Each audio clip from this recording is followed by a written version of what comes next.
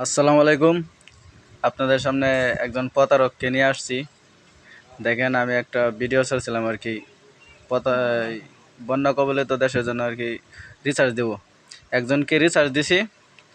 Research দেওয়ার পরে আবার বলতেছে যে ভাইয়া, আমার রিচার্জের টাকাটা লোন নিয়ে গেছে, তো এখন আবার রিচার্জ দেন।